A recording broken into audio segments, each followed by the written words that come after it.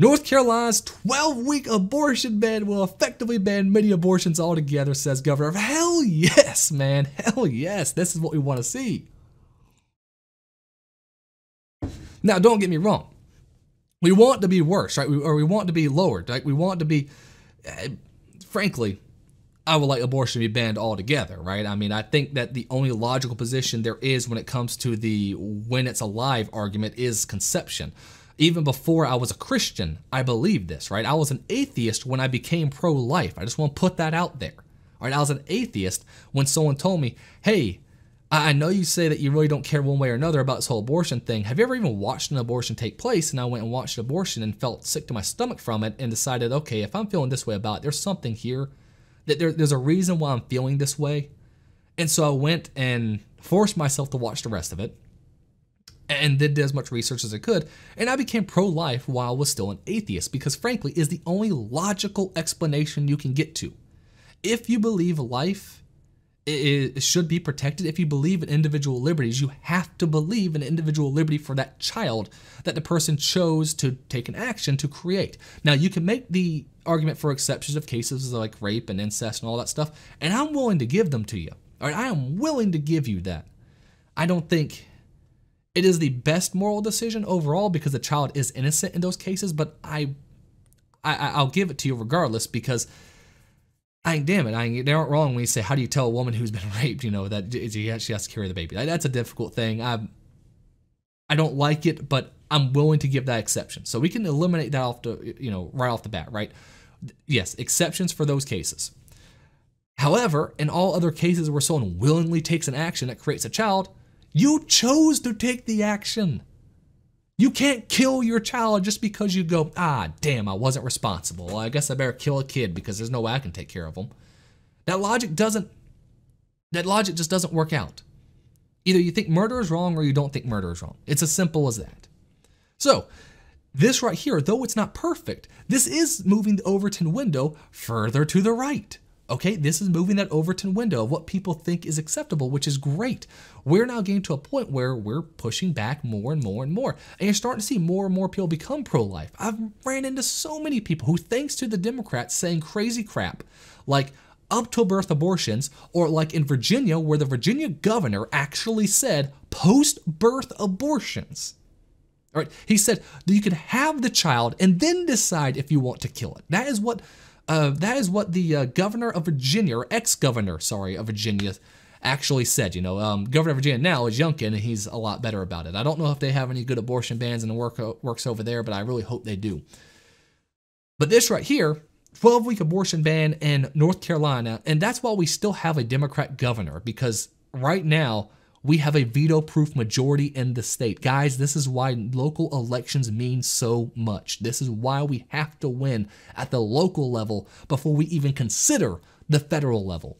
You know, I have so many friends who are in the Libertarian Party, and I always say I'm kind of like little L Libertarian. You know, I'm not big L. I want government out of my life for the most part, but I do think there's a role for it to some extent. So, little L Libertarian, I guess.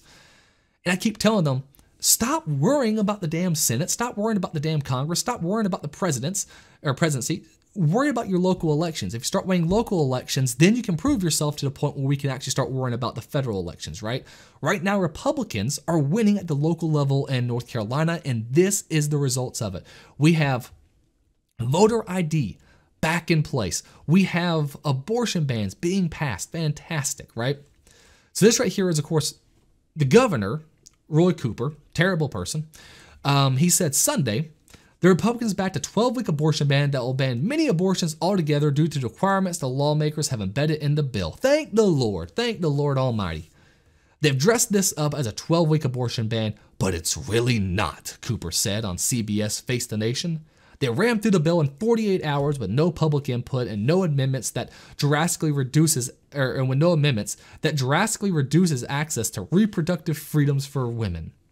This isn't reproductive freedom.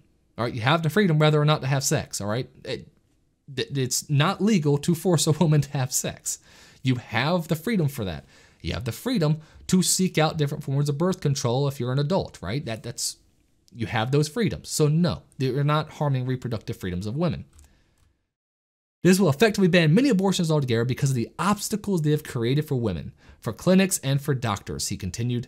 They have tried to disguise this disastrous impact of this bill, but we're going to expose them. The bill has nothing to do with making women safer and everything to do with banning abortions. Hell yes, you're about banning abortions, right? Hell yes. We want to ban abortions.